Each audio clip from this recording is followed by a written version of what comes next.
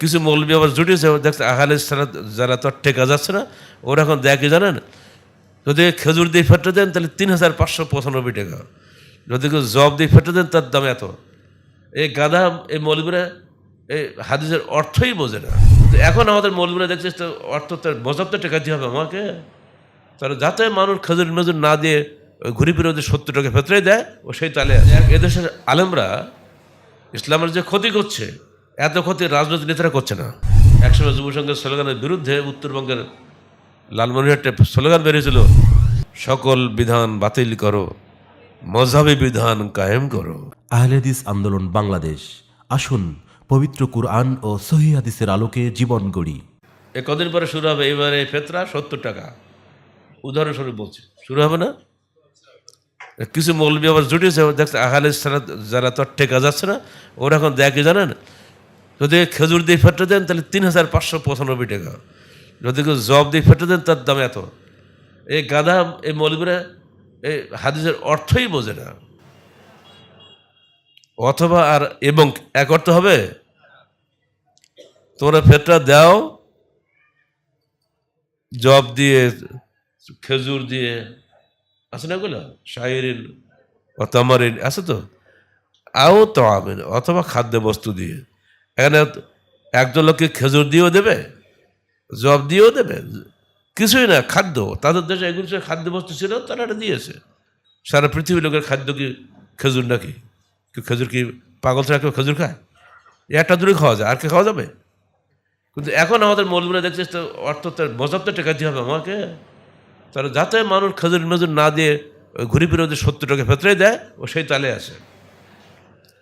ফলে এদেশের আলেমরা ইসলামের যে ক্ষতি করছে, এত ক্ষতি রাজনৈতিক নেতারা করছে না।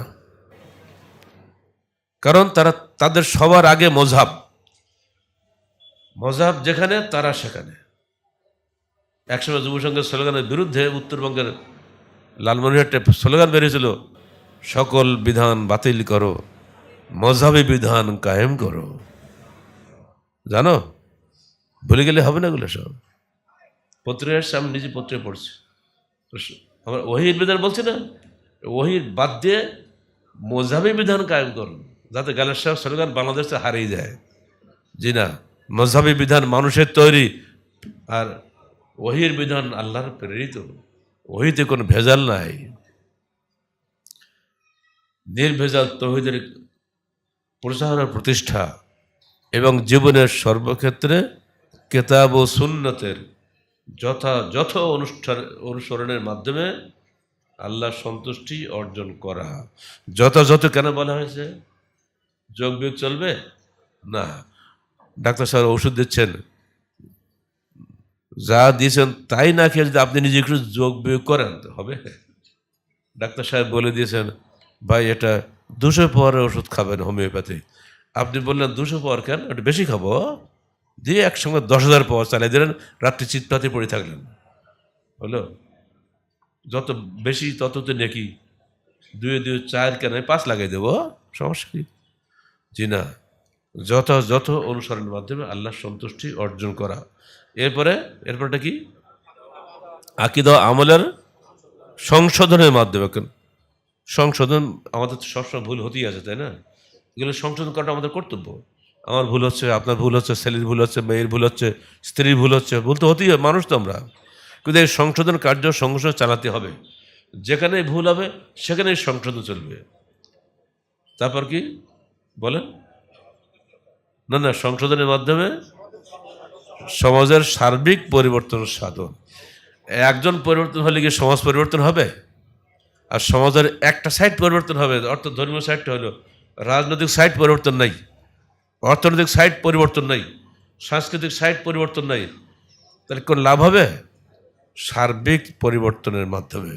আপনার ছেলে কালকে দিবস পালন করবে, দেখে খুব লাড়লাপ্পা করে চলে আসবে, বাড়ি চলে, আব্বা আজকে সারাদিন কষ্ট হয়েছে, আজকে সিয়াম রাখবো না, তুমি যেন ডেকো না, হবে? সার্বিক পরিবর্তন বিষয়ে বোঝার চেষ্টা করবেন। মানুষের জীবনের সার্বিক দিক ও বিভাগে আমরা কোরআন ও সহিহের সর্বোচ্চ অগ্রাধিকার চাই। তারপর শেষে কি? আমাদের সামাজিক ও রাজনৈতিক লক্ষ্য। এখন আপনি বলুন, আগে সমাজ পরিবর্তন হবে না আগে রাষ্ট্র ক্ষমতার পরিবর্তন হবে? এটা আপনারা স্বীকার করেন না। এবার আপনারা আরো বোঝার চেষ্টা করেন। এই যে পদ্মার ওপারেটা কি লালগোলা না? লালগোলা ওটা কি ইন্ডিয়া না বাংলাদেশ? কিন্তু ওরা কিন্তু সব আহলে হাদিস, আর আমরা আহলে হাদিস। মাঝখানে পদ্মা নদী, কেন ওটা পৃথক হয়ে গেল? জবাব দেন। মেহেরপুরে এ পাশে মুসলমান, তাই না? আরে কি বানাইছে একটা মূর্তি, আরে কিছুই বলতে পারে না। মুজিবনগরে বানাইছে রে, বড় লম্বা, ওর জাস্ট একদম বেড়ার ওপাশে নদিয়া, একদম বেড়ার ওপাশে। আমি গেছিলাম গত নভেম্বরে, যে মেহেরপুর জেলা সম্মেলন হলো, আমি ইচ্ছা করে গেলাম, দেখি তো কি আছে। একেবারে বেড়া লাগানো, মানে বাঁশের চড়া দিয়ে বেড়া করো, তো আবার সব আমরা আহলা দিচ্ছে। আমি গেছি বলে সব চলে আসছে। তোরা এখানে কে? স্যার আমরা নদিয়ার মধ্যে পড়ে গেছি, তো বাদ দিয়ে এখন ইন্ডিয়া হয়ে গেছি। কিন্তু আপনার সম্মেলন মেহেরপুর হলে সব আমরা চলে যাই, বেড়া বেড়া মানি টানি চলে যাই। আমাদের পুলিশে কিছু বলে না। পুলিশে বলে আমাদের আমির এসছে, আমরা গেলাম, তুমি যাবার ঘরে গিয়ে পুলিশ ছাড়ি দেয়, কিছু বলে না। আল্লাহর কি ইচ্ছা, ওখানে আমি গিয়ে দেখে যুবসংঘের কর্মীদের পেয়ে গেছি, স্যালুট দিচ্ছে। রে বেটা, তুমি স্যালুট দিলে কেন? সোজা চলে গেছি ওর কাছে। তোর বাড়ি কোথায়?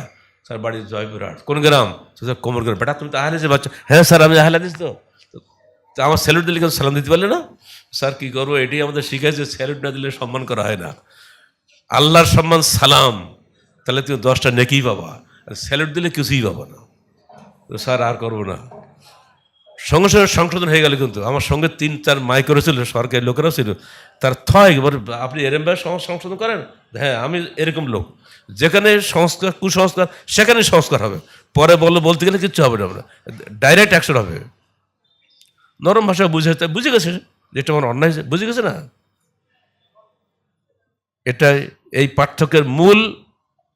ইসলাম, ওদেশের অধিকাংশ লোক অমুসলিম, এই জন্য ওটা ইন্ডিয়ার মধ্যে পড়ে গেছে। আর মেহেরপুরের থেকে শুরু করে এদিকে অধিকাংশ লোক মুসলিম, সেজন্য এটা মুসলিম বাংলা হিসেবে পুরো পাকিস্তানের মধ্যে অংশগ্রহণ করেছে। শুধু আদর্শিক কারণে দেশ স্বাধীন হয়েছে, ভাষার কারণে হয় নাই। যদি ভাষার কারণে হইতো, তা পশ্চিম বাংলায়ও লোক বাংলায় কথা বলে, আমাদের পূর্ববঙ্গের লোকেরা আমরা বাংলায় কথা বলি। তাহলে যারা বলে ভাষাভিত্তিক জাতীয়তা, এটা পুরোটা ধোঁকা দিয়েছে আমাদের সামনে। তারা ভাষা দিয়ে কোশ্চেন করলে জাতীয়তাবাদ হয় না। জাতীয়তাবাদ মূল উৎস হচ্ছে ধর্ম। এই ধর্মীয় চেতনা যদি আপনাদের মধ্যে না থাকে, তাহলে এই দেশের স্বাধীনতার চেতনাই থাকবে না। এখন বারবার আমাদের শেখানোর চেষ্টা করা হচ্ছে স্বাধীনতার চেতনা হলো কি ধর্ম নিরপেক্ষতাবাদ বলা হচ্ছে না। আর এটা ধর্ম নেই তো দেশই নেই, তো দেশই থাকবে না।